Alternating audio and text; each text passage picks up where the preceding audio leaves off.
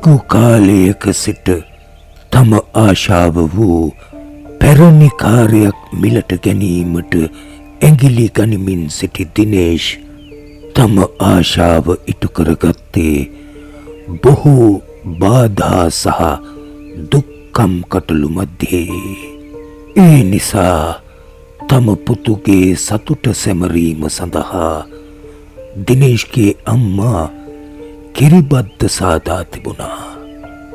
නමුත් තම පුත්‍රයා පැරණි කාර්යයක් මිලට ගැනීම ගැන දිනේෂ්ගේ තාත්තා නම් සිටියේ එතරම් සතුටකින් නොවේ.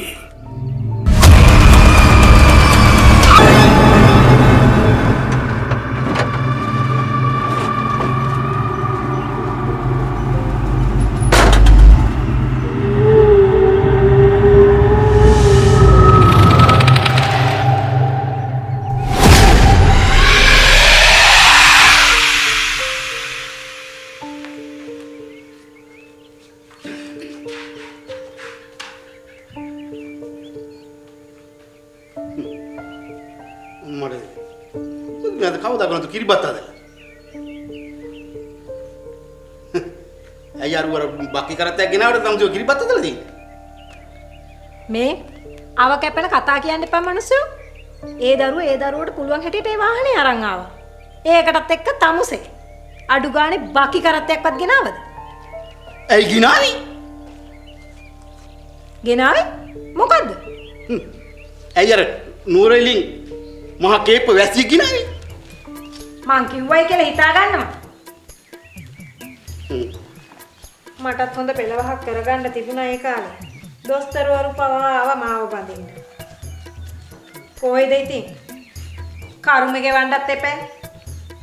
අයියාගේ කීමට මං ඔහෙට රැවටුණානේ. අම්මපා. කිව්වා. අයියා කිව්වා දොස්තරලා නම් මන් දන්නේ කොන් දොස්තරලා නම් දෙන්නේ කාවනම් කියලා නම් කිව්වා. මගෙන් අහගන්න එපා මොකොත්. ආවා මෙතන. මේ තමුසේ මාත් එක්ක ආවේ නැත්තම් තාමර නුවර ගෙදර නාකි වෙනවනේ. දැන් බලන්නකෝ. මොනවද අඩුපාඩු? කිල්ලෝ ඉන්නේ. අනේ එහෙමවත් නාකි වුණා නම් එකක්. තමුසේ වගේ එක්කෙනෙක් එක කරකාරින්න නැතුව. උතර කිව්ව කතාව. දෙකින් අම්මපා. හරි. කට සම්බලෙම නැතුව ඇතිනේ. කට සම්බලකේ මදලා තියන්නේ. මං අරුගේ බාකි කරත්තේ බඩ බලලා ඉන්න.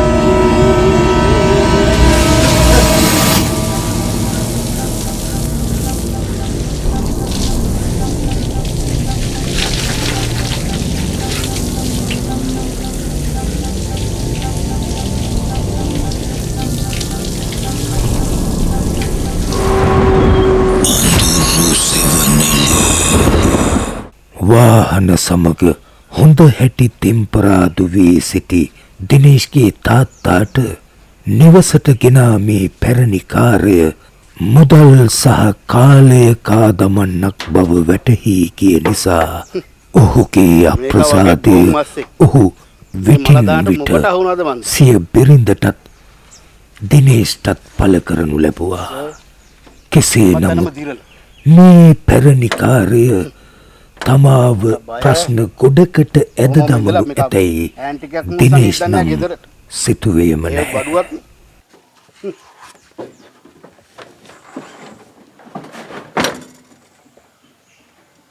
මේක මහ පට්ටනාකි පොර පාවිච්චි කරපු ගත්ත කොහෙද?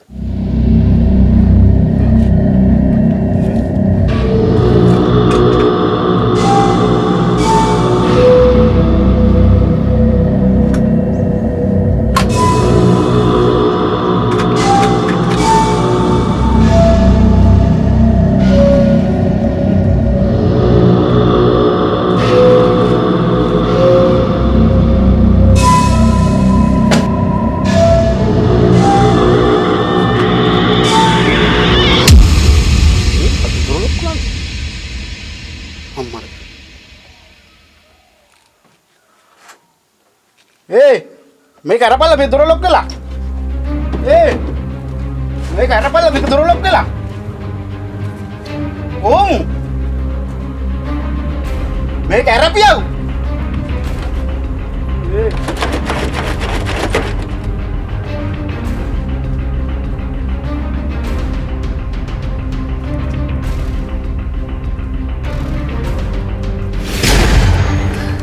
කොහොමද මේ බය වෙලා? අනේ නෑ පුතේ. මං කිරිබත් ටිකක් හැදුවා. එන්න පුතත් කෑල්ල කාලා යන්න. මොකද කවදාවත් නැතුව කිරිබත් ඇදුවේ? ඉස්සෙල්ලාම කියලා පුතා වාහනයක් අරන් ආවහම කිරිබත් ටිකක් හදන්න නැතුව ඉන්නේ කොයි අම්මද? අනේ අම්මේ. පුතා කෑල්ල කාලා යන්න. කපන්න වේ. අනේ පුතේ. මේ බලන්න කිරිබතට වෙලා තියෙන දේ. ඇයි අම්මේ? උඹට ගන්නක් කියනවා වගේ. අම්මේ මේක පින්නු වෙලා. කවදාවත් වෙච්ච නැති වැඩක් පුතේ වෙලා තින්නේ. මම හිතන්නේ අම්මේ මේකට දාපු පොල් ගෙඩි සවුත් වෙලාද කොහෙද? පුතේ තාත්තනේ පොල් ගෙනාවේ. මට ගාන කොටත් දැනුණා. එහෙනම් ඉතින් අම්මේ ආයි කියන්න දෙයක් නැහැ. සුවර් එකටම කුණු වෙච්ච පොල් ගෙඩියක් අරන් එන්නේ. ඒකනේ. එහෙනම් පුතේ ඉන්න මං අර හදලා තියෙන දෙහිගෙන තුනම තරන් එන්න. ඒකවත් එල්ලගෙන යන්න. මුහුතේ සිට කාර්ය තුල පමණක් නොව නිවස තුලද යම් යම් গুপ্ত සිදුවීම් සිදු වුණත් එය වටහා ගැනීමට තරම් කිසිවෙකුටත් හැකියාවක් ලැබුණේ නැහැ.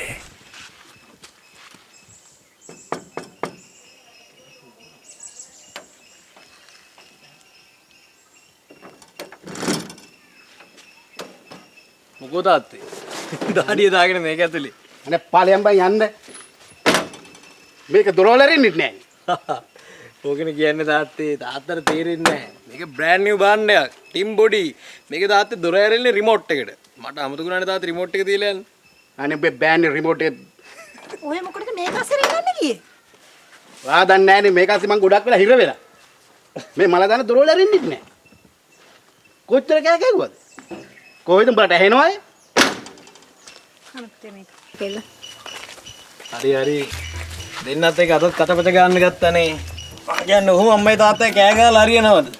තමන්ගේ එකම පුතා බ්‍රෑන්ඩ් නිව් වෙහිකල් එකක් අරගෙන වැඩට යන්න යන මංගල දවසේ ඔහොම අම්මයි තාත්තයි කෑ ගහලා හරියනවද?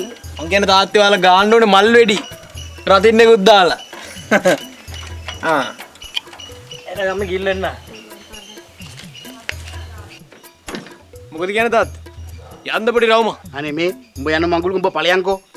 මේ උඹට ඕන මේ අම්මව දාම් ඵලයක්. අනේ මේ මං කියන්නේ දෙන්නම යන්ද? මංගල රවුම යන්. එන්නකෝ. එන තාත්තා ගිල්ලෙන්න. මේක දාම් ඵලයක් මොකද ඔය හුචක්කෝ මග නතරුණු තල්ලු කරන කවුරු හරි ඉන්න බෑ. මේවා ටොප් බඩු තාත්තේ. මේවා නතරව නේව නෙමේ. හරි උඹේ ටොප් බඩු යන ඵලයන් පාර ස්ටාර්ට් වෙන්න උන්න බලන්න. ඔව් ස්ටාර්ට් වෙයි. දාවංග බලන්න.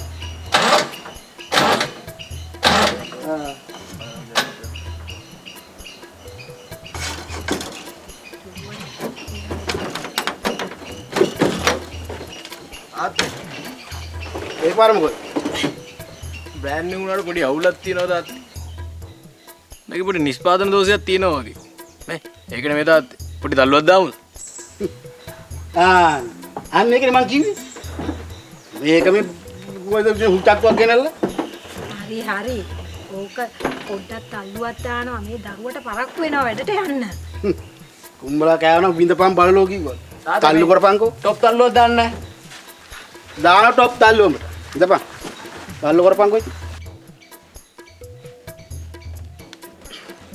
අර යරි ඔක් ගනින් ඔක.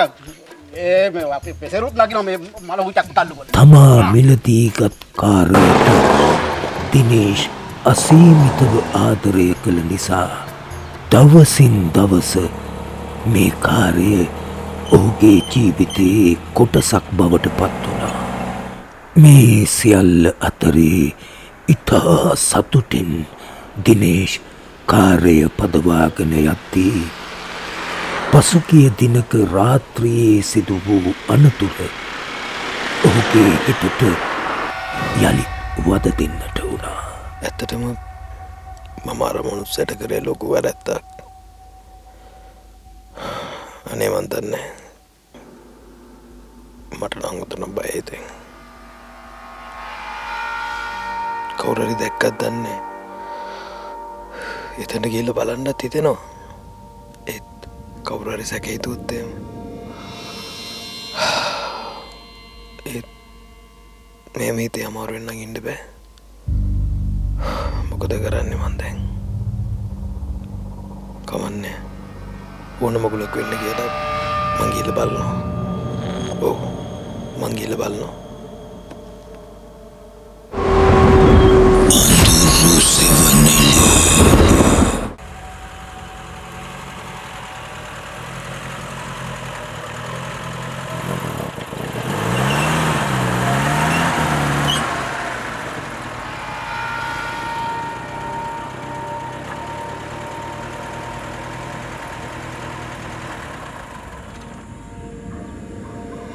දිනේෂ් යාමට ආ ගමන මදකට නවතා සිතේ ඇති වී තිබෙන දෙකිඩියාව දුරු කර ගැනීමට අනතුර සිදු වූ ස්ථානය කරා කාර්ය පදවාගෙන පැමිණියා. තව දුරටත් හිතේ ඇති කුකුස පහ කර ගැනීමට තම මිත්‍රයාටද දුරකථන ඇමතුමක් ලබා ගත්තා.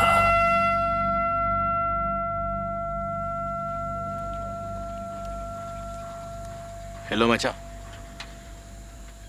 උඹ වැඩද? නෑ බං අවුලක් නෑ කියපන්. මේ මචං මම ඊ වාහනයක් ගත්තා. මරු ඊ වාහනේ අරගෙන ඉද්දි හතරේ කණුවේ පැත්තේදී මිනිස්සෙක් කැප්පුණා. ඉතින් අයව මට එහෙ නොකිව්වේ? නෑ මචං මං ආව බම් බයටම මං කාටවත් කිව්වේ නෑ. මම මේ උඹට තමයි කියන්නේ. දිනේෂ් මචං ඔබ කරලා තියෙන්නේ නම් ලොකු වැරද්දක්. කොහොම දේවල් අය කවදාවත් කරන්න එපා. ඔබ නීතියෙන් බේරුණත් සබාදාවෙන් නම් ඔබට බේරීමක් නෑ මචං. හොඳට මතක තියාගනින් ඒක. ඔව් මචං මම දන්නවා මචං මං කරේ වැරද්දක් කියලා. මට තේරෙන්නේ නෑ බං මම මොකද කරන්න කියලා.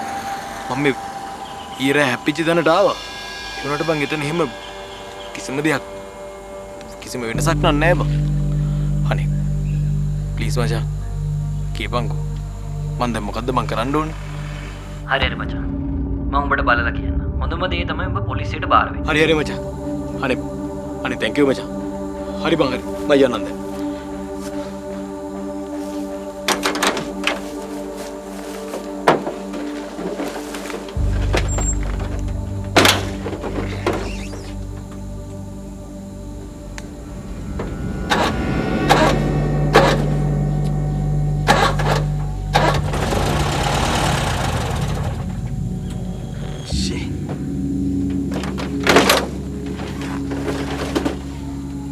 තාත්තා කිව්ව කතාව නම් ඇත්ත තමයි.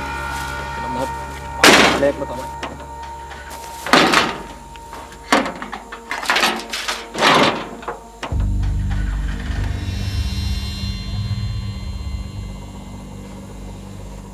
දිනේෂ්ගේ තාත්තා කියූ පරිදිම කාර්ය දිනේෂ්ට දවසින් දවස වදයක් බවට පත්වන ලකුණු පහල කළා. හිටි හැටියේම එන්ජිම ක්‍රියා විරහිත වීමත් නිතර වාහනය තල්ලු කර පණ ගැන්වීමට සිදු වූ නිසා ඇති වූ වෙහෙසත් දිනේෂ්ව විඩාවට පත් කළා.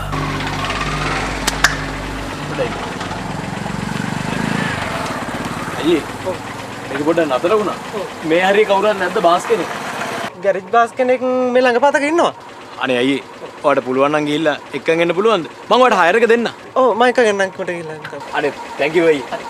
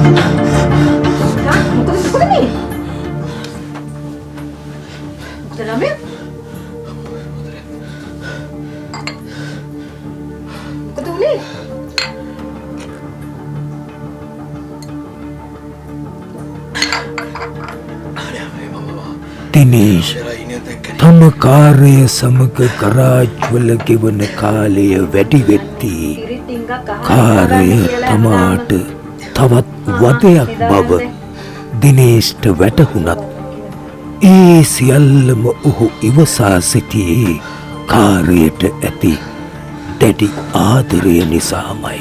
මේ අතර පෙරදිනක රාත්‍රියේදී තමා කාර්ය පදවාගෙන එන විට සිදු වූ අනතුරේ මතකයද දිනේෂ්ගේ හිතට නිතර වද දුන්නා. මොකද අර කෑ ගැව්වේ? හීනෙන් බය වෙලානේ. ඔයා මේ තිස්සම ඒ දරුවට කෑ ගහන්න එපා. ඌට පුළුවන් හැටියකට ওই වාහනේ අරන් ආවේ. මම ඌට කෑ ගහන්නේ අතේ සල්ලි නැති නිසා. ඌ පිච්චි වෙනකන් හැමදාම ගරාජ් ගානේ තමයි කොට ඉන්න වෙන්නේ. අනික ඌට උනේත් මට වෙච්ච එකේ අනිත් එක. ඔයා කවද්ද පරණ වාහනයක් ගෙනාවේ? මම ඌට වඩා බර වාහනයක් තමයි මම ගෙනාවේ. ඇයි? ඔය අහලා නැද්ද? ලෙඩ ගෑණි පරණ වාහනකුයි ගන්න එපා කියලා පරණ කතාවක් තියෙනවා. හා කාටද දන්නේ ලෙඩ ගෑන කිව්වේ? උදේ ඉඳන් රෑ වෙනකන් ඇඟ පුරා තෙල් නාගෙන ගන්ධස්සාරේ බෑ. මම යනවා යන්න ගෙට. දොර වහගෙන එන එකයි ඇත්තේ.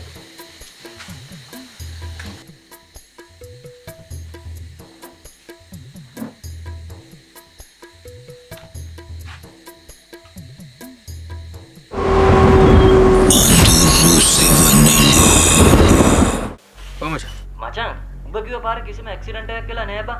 මං ඒ පැත්තේ තියෙන පොලිසියට ඉස්පිතාලයට කතා කරලා බැලුවා. කිසිම රෝගියෙක් ගැන වාර්තාවක් ඇවිල්ලා නෑ. නෑ බං. එහෙම වෙන්න බෑ බං. මට හොඳටම මතකයි බං. පෙරේදරෑ බං. මචං මගේ වාහනේට එකෙක් වැදුනා මචං. මට හොඳටම මතකයි මචං. මචං මට පිස්සුද බං මට උඹට බොරු කියන්නේ. මචං මම මේ සිරාවටම කියන්නේ. අනේ පොඩ්ඩක් හොයලා බලපන්කෝ බං. නෑ බං. කිසිම ආරංචියක් නෑ. මට ඇත්ත කියපන්. උඹ බීලා නේද කාර් එකේ ආවේ? පොඩ්ඩක් පිස්සුද බං? මම මේ පෙරේද තමයි වාහනේ ගත්තේ. මොනවද තියලා පාටියක් දෙන්නම්. ඊට කලින් මේක හොයපන්කෝ. අනේ මන්ද බං. මට නම් තේරෙන්නේ නෑ. මම මේ ගැන හොයලා බලන්නම්. ඒක නෙමෙයි මොකද්ද වාහනේ නම්බර එක? මචං 189.17 ඕකේ මචං මම මේ ගැන හොයලා බලන්න.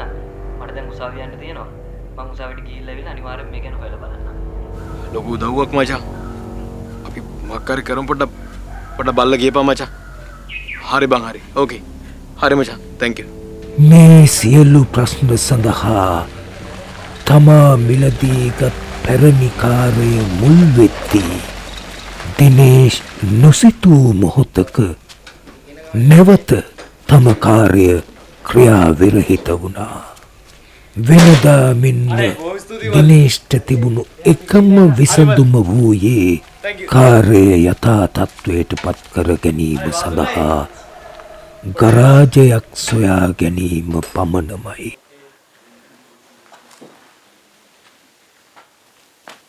ඇයි මොකද මහත්තයා ප්‍රශ්නේ? මේක මේ එකපාරම නතර වුණානේ. දැන් කීපවතාව මේ වුණා. මම හැබැයි අලුතෙන් මේක ගත්තේ. පොඩ්ඩක් බලමු අපි කොහොමද. පොඩ්ඩක් බලමු.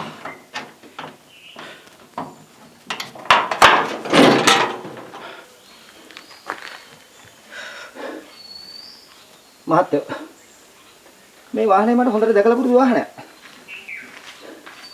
ඒ බාසුන් නෑ. ඔක අපේ රත්න මහත්තයාගේ වාහනේනේ. විතරම මේ අපේ ගෑරේජ් එකට එන්නේ. ඒක තමයි. මේක අබේරත්න මහත්තයාගේ වාහනේ තමයි. මහත්තයා මේක සල්ලි වලට ගත්තද? මම නම් ඔය කියන අබේරත්න මහත්තයා මధుරන්නේ නැහැ. අනිත් එක මම මේක ගත්තේ කාසේ ඉල්ලේකින්. ඒ කියන්නේ බාසුන් නැහැ මේ වාහනේ හොඳට අඳුරනවා. අපෝ යෝ මහත්තයා. මේක නිතරම මෙහෙට එන වාහනයක්.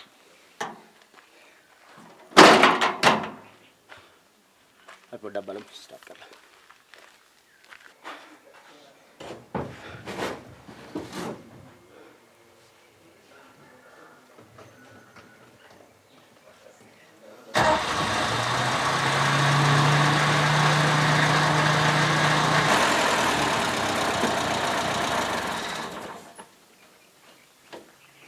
වාහනේ කිසි ප්‍රශ්නයක් නැහැ මහත්තයෝ.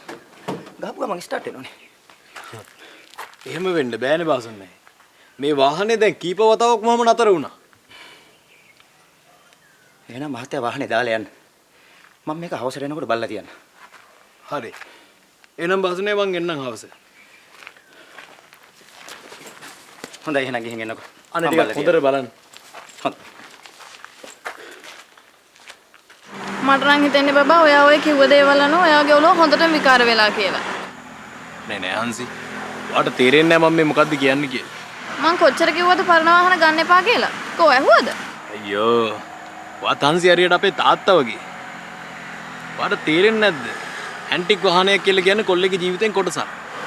එතකොට ඔයාට මාව වටින්නේ නැහැ. අර ඇන්ටික් වාහනේ තමයි වටින්නේ. අයියෝ. කවුද මැට්ටෝ දැන් කිව්වේ එහෙම එකක්? මේ එහෙම නෙමෙයි. මට අද දවසම හරි මහන්සි. වාහනේට මේට තල්ලු කරලා. නේ? යන්න. දෙන්නට ඉපිට කූල් එකක් ගන්න. චෙම්පෝ. චෙම්පෝ. එනවා බාසුන් නෑ. බාසුන් නෑ කතා කරාද? ඔන්නේ මට 24 දිය. 24 කිව්වේ බාසුන් නෑ. බාසුන් නෑ වැරදිලා. මට 34යි දැන්. මේ වයස නෙමෙයි බං. මට 24 යතුරු දියන්. ඒකම කියන්න බෑ බාසුන් නෑ. අනේ මන් දන්නේ බං. මෙච්චර කාලයක් මං උඹත් එක්ක මේ ගෑරේජ් එකට කරන උඹ වගේ එකෙක් හදාගත්තට වැඩිය හොඳයි මට. බාසුනේ.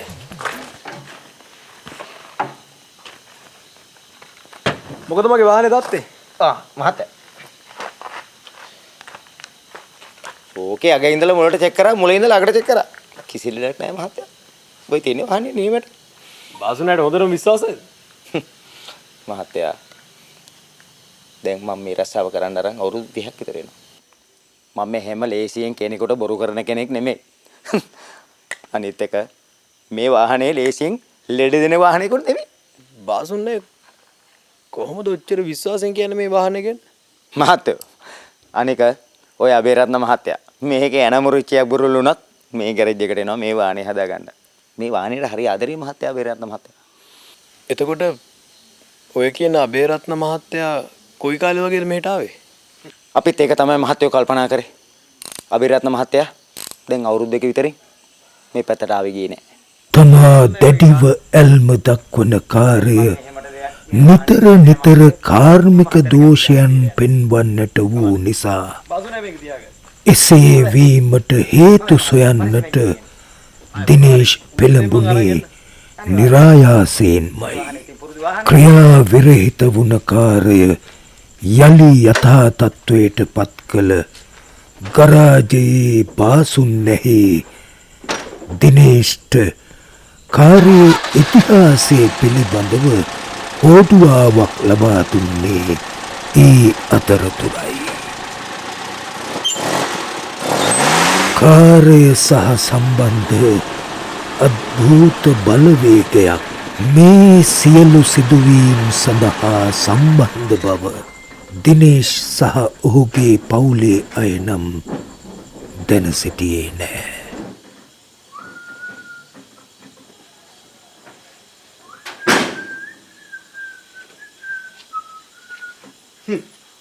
මොකද බා මෙච්චර රෑ වුනේ? වාහනේ පොඩ්ඩක් කැඩුණාද දාන්න. ඒකනේ මං කිව්වේ. උඹට හැමදාම සිද්ධ වෙන්නේ ගරාජ් ගානේ ලගින්න තමයි. ඈ? මේ ඔයිටට හොඳ නැද්ද මේ ගරාජ් එකක් ළඟින් කාමරයක් ගනින්කෝ. ඒතර උඹට පුළුවන් ඒකරම වෙලා ඉන්න. මොකද උඹ එනකන් අපිට මෙතන läගගෙන බලන් ඉන්න ඕනෙත් නෑනේ. ඒක තමයි තාත්තේ මාත් කල්පනා කරේ.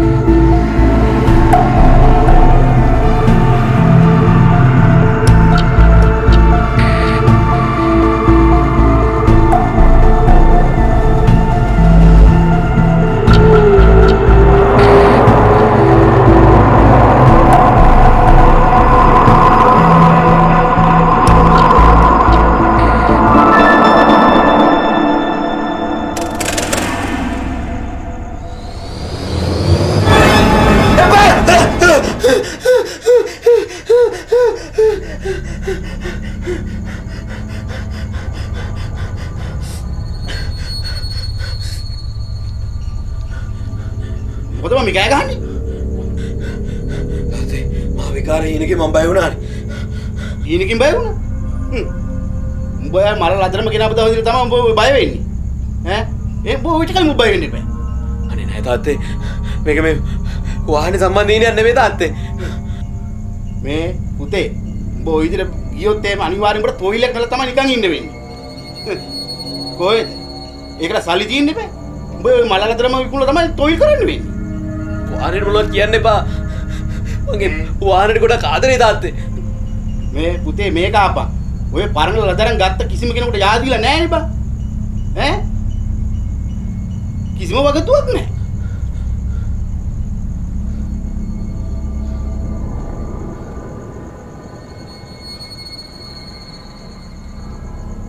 හොල්මන් කියලා දෙයක් නෑ බබා. ඒක මේ හිතේ වෙන බලපෑමක්. ඉන්න අපේ තාත්තා දන්න කෙනෙක් ඩොක්ටර් කෙනෙක් ඉන්නවා. අපි යට කියලා පෙන්නමු. දැන් එතකොට ඔයාටත් පේන්නේ මාව පිස්සෙක් වගේද? හා? අනේ නෑ අනේ.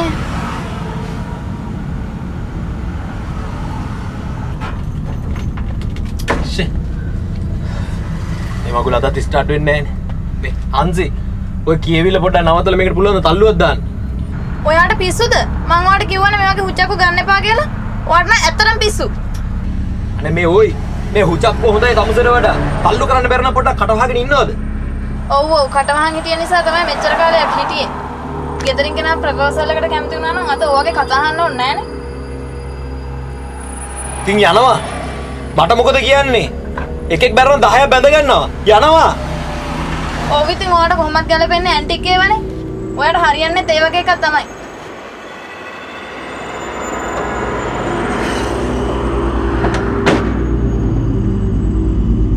මේ ඔයි අලුත් ඉංග්‍රීසි නම්බර් වලට වඩා පරණ ශ්‍රී නම්බර් හොඳට පික් අප්. ඔක අබේරත්න මහත්තයාගේ වාහනේනේ. විතරම මේ අපේ ගෑරේජ් එකට එන්නේ. මේක අබේරත්න මහත්තයාගේ වාහනේ තමයි.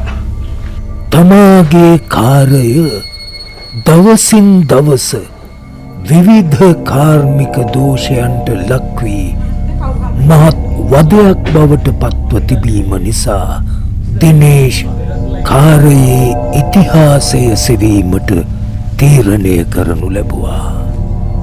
තමාට හිතවත් වූ ගරාජයේ බාසුන් නැහේද පොලිසියේ මිතුරාද දිනේෂ්ට ඒ සඳහා අවශ්‍ය තොරතුරු හෝඩුවාවන් ලබා දුන්නා.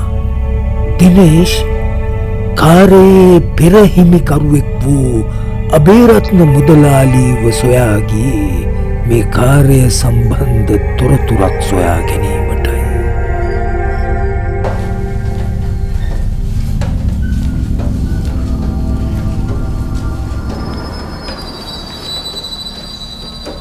මහත්තයා කවුරු හම්බෙන්ද ආවේ?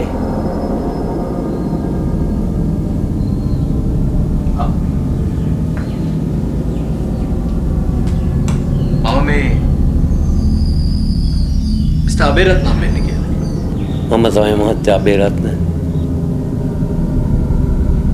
එතකොට මේ කවුද? ඒ මගේ අයියා මහත්තයෝ. එයා අනතුරකින් මිය ඇදුණා. ඇත්තද? මට ආරංචියක් ආවා මම දැන් යූස් කරන කාර් එකේ ෆස්ට් ඕනර් මිස්ටර් අබේරත්න කියලා. ඒ මගේ වාහනේ මහත්තයෝ. මං අසනීප වෙලා ඉඳී. මට ඒ වාහනේ නඩත්තු කරගන්න විදිහක් තිබුණේ නැහැ. ඒකේ ඉඳන් තමයි මම ওই වාහනේ වික්කේ මහත්තයා. ඇත්තද?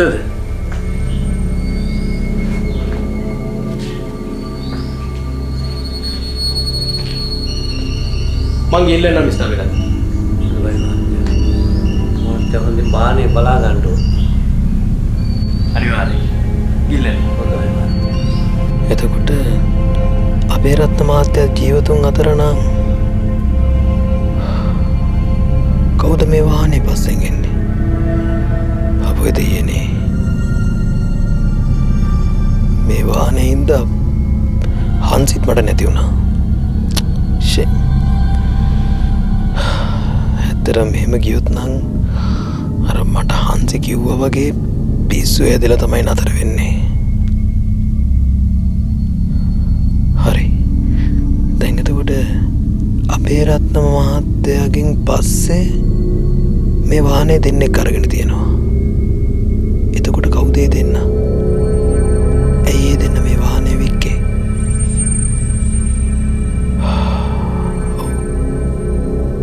ඒක මම ඔයාලා බලන්න ඕනේ. එතකොට කොහොමද හොයාගන්නේ? වාහනේ පොතේ ඇතිනේ.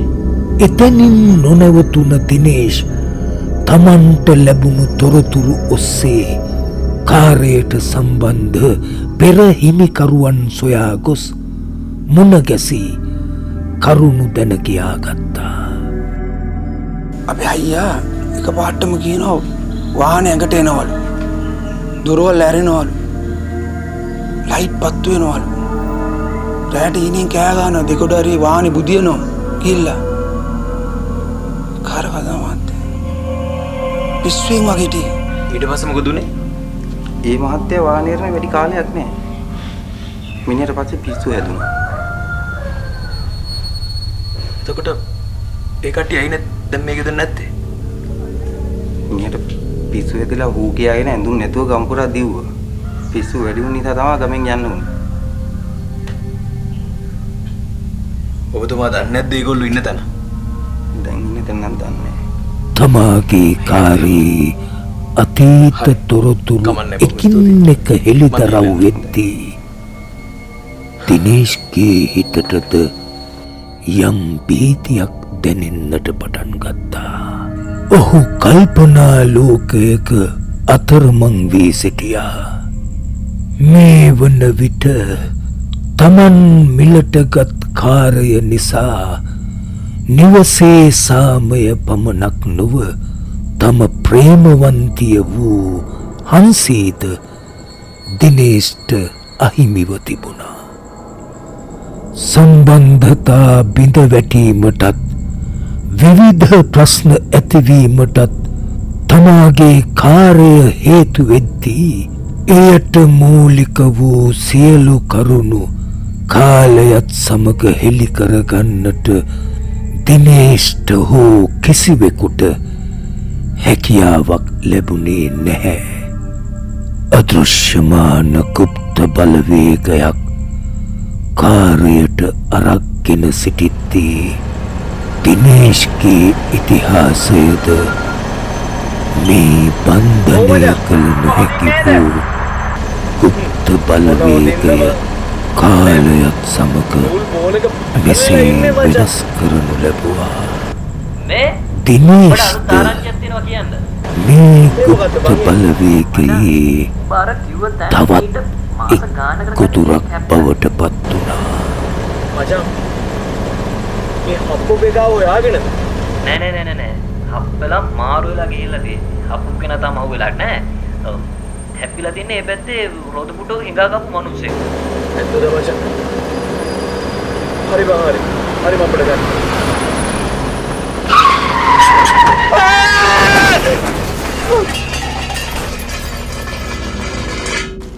අල්ලේ මේක දෙනවා මේක දෙනවා. මේක කොහොමද පෙට්‍රල් නෙමෙයි කොහොමද මේක? මේක 25ක් කරනවා මල්ලි. පෙට්‍රල්. ඔව්. හොඳයි වානේ ඉන්දියන් වලට හොඳ සකපහසු වානේ. මේකනේ. ඔව්. අපි චුට්ට අර බලමුද පොඩ්ඩක්?